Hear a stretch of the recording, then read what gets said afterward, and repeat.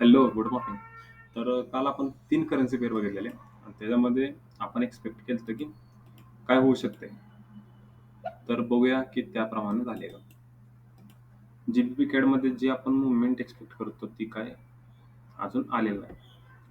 USD जे-पी-वायमध्ये आपण sell side plan केलेला, पण त्यामध्ये आपला अल्मोस्ट एस-एलच हिट झाला आणि युरो कॅडमध्ये आपण थोडं खाली येऊन एक बायिंग साइड प्लॅन करतोय. ते अजून काय प्लॅन म्हणजे झालेला आहे.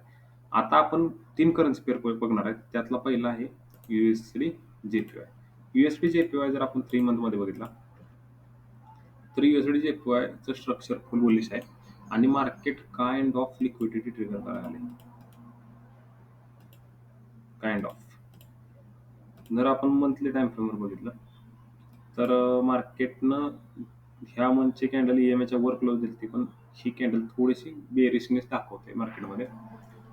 तर ही कॅन्डल इथून एक रिजेक्शन येऊ शकते, जी की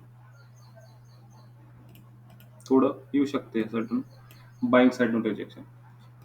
वीकली टाइम फ्रेमवर बघूया आपण काय चाललंय. वीकलीवर जर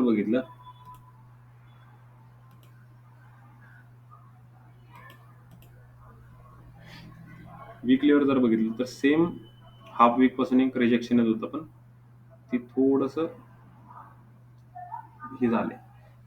मार्केट थोडं खाली येऊन एक बाईंग मुवमेंट देऊ शकते इथून. जर डेलीत बघितलं तर स्ट्रक्चर तर बुलिशच आहे. तर ह्यो झोन कसा रिॲक्ट करते ते बघायचं. ह्याच्या खाली आलं,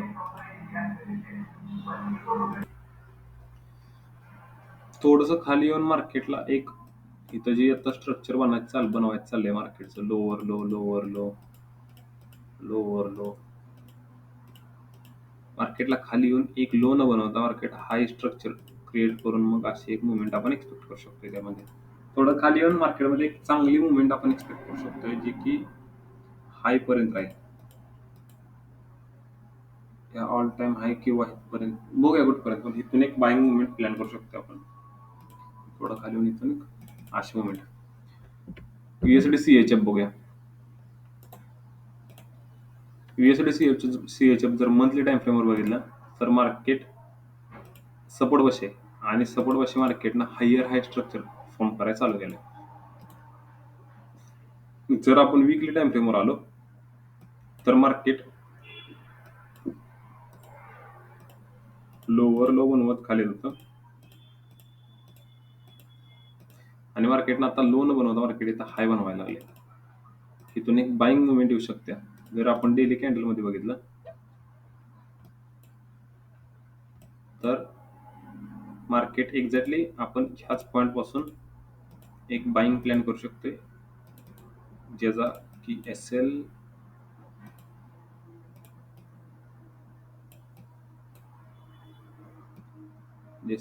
ह्याच्या किंवा ह्या पॉईंटचा जरी खाली ठेवला तरी चालतोय. आणि टार्गेट मिनिमम फर्स्ट ही राहील, नंतर ही राहील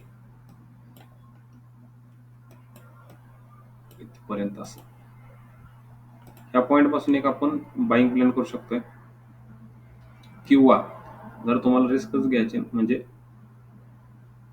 सेफ साईड करायचं असेल तर ह्या पॉईंट पासून. पण मी जी प्लॅन करेन ती ह्याच पॉईंट पासून करेन, म्हणजे USD CHF मध्ये बाईंग बाईंग साईड प्लॅन होऊ शकतोय. ते एक आपली अनवॉन्टेड पण आहे, होऊ शकते इथून एक प्लॅन. आणि जर डेलीत बघितलं, तर फिप रिट्रेसमेंट पण आहे. 61 एक्झॅक्टली टच करते मार्केट. 61 पाशी रिजेक्शन घेतं, म्हणजे इथून एक प्लॅन बाय साईड प्लॅन होऊ शकतोय. इथं एक ट्रेड चांगला आपला बसू शकतो USD CHF मध्ये. नेक्स्ट आहे USD CAD. USD CAD जर आपण मंथली टाइम फ्रेमवर बघितलं, तर मंथली टाइम फ्रेमवर मार्केट आहे हायर हाय स्ट्रक्चर क्रिएट करते आणि मार्केट ह्या रेजिस्टन्सचा ब्रेकआउट देणं झालं, ह्या रेजिस्टन्सचा. आणि मार्केटचं खालून स्ट्रक्चर हायर हाय आहे. मार्केट EMA चा सपोर्ट घेते आता.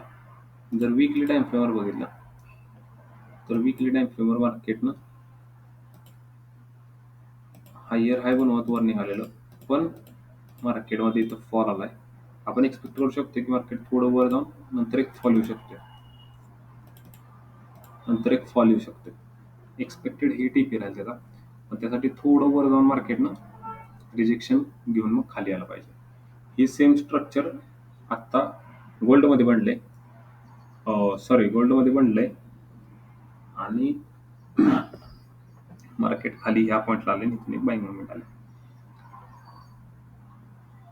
किती पेअर झालं USD?